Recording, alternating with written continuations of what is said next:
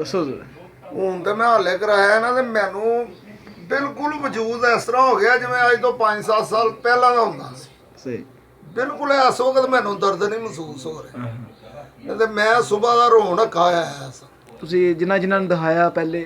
ਭਾਜੀ ਮੈਂ ਤੁਹਾਨੂੰ ਦੱਸਿਆ ਡਾਕਟਰ ਮੈਂ ਨਹੀਂ ਛੱਡਿਆ ਕੋਈ ਵੀ। ਜਿੱਥੇ ਉਹ ਜਿਹੜਾ ਡਾਕਟਰ ਹੈ ਨਾ, ਜਿਹੜਾ ਤੁਹਾਨੂੰ ਮੈਂ ਸ਼ਾਦਬਾਬ ਪਿਆ ਦੱਸਣਾ, ਉਹ ਸਿਰਫ ਵੇਖਣ ਦਾ 300 ਲੈਂਦਾ ਹੈ। ਅੱਛਾ। ਦਵਾਈ ਉਹ ਲਿਖ ਦਿੰਦਾ, ਬਾਹਰੋਂ ਟੀਕਾ ਮੰਗਾ ਲੈਂਦਾ, ਬਾਹਰੋਂ ਆਪਣੇ ਕੋਲੋਂ ਜੋ ਜੈਲੀ ਗੋਲੀਆਂ ਹੀ ਹੁੰਦੀਆਂ 3 ਖੁਰਾਕਾਂ ਦੇਣੀਆਂ। ਹੁਣ ਤੁਸੀਂ ਜਿਵੇਂ ਉੱਠੇ ਹੋ ਇੱਕਦਮ? ਮੈਂ ਨਹੀਂ ਉੱਠ ਸਕਦਾ। ਨਹੀਂ ਉੱਠ ਸਕਦੇ ਸੀ? ਇਹ ਹਾਲੇ ਕਰਵਾਉਣ ਤੋਂ ਫੌਰਨ ਬਾਅਦ ਹੀ ਜੀ ਤੁਸੀਂ? ਫੌਰਨ ਬਾਅਦ ਉੱਠਿਆ। ਸਹੀ। ਹੁਣ ਮਾਸ਼ਾਅੱਲਾ ਬਿਹਤਰ ਹੋ ਤੁਸੀਂ? ਮੈਂ ਕਹਿੰਦਾ ਮੈਂ ਕਿ ਹਾਲੇ ਤੱਕ ਤੇ ਮੈਨੂੰ ਨਾ ਆਪਣੇ ਵਜੂਦ ਦੇ ਵਿੱਚ ਬਿਲਕੁਲ ਨਹੀਂ ਮਹਿਸੂਸ ਹੁੰਦੀ ਕੋਈ ਤਕਲੀਫ। ਅੱਛਾ। ਪਹਿਲੇ ਕਿੰਨੀ ਦਰਦ ਸੀ ਜਿਸ ਟਾਈਮ ਆਏ ਸੀ? ਮੈਂ ਕਹਿੰਦਾ ਮੇਰੇ ਕੋਲ ਮੈਂ ਹਰੇ ਬੈਠਾ ਕਿਸ ਤਰ੍ਹਾਂ ਆਇਆ। ਅੱਛਾ।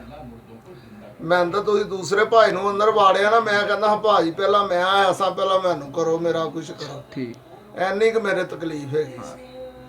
ਤੁਸੀਂ ਹੁਣ ਮੈਂ ਹਫਤੇ ਵਾਲੇ ਦਿਨ ਆਇਆ, ਤੁਹਾਡੀ ਦੁਕਾਨ ਸੀ ਬੰਦ।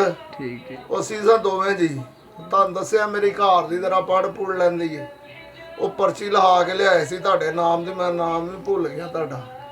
ਠੀਕ। ਉਹ ਪਲਾਦੇ ਦੀ ਜਵੇਰੀ ਪਲਾਦਾ ਇਸ ਤਰ੍ਹਾਂ ਦਾ ਕੋਈ ਨਾਮ ਸੀ। ਠੀਕ ਠੀਕ।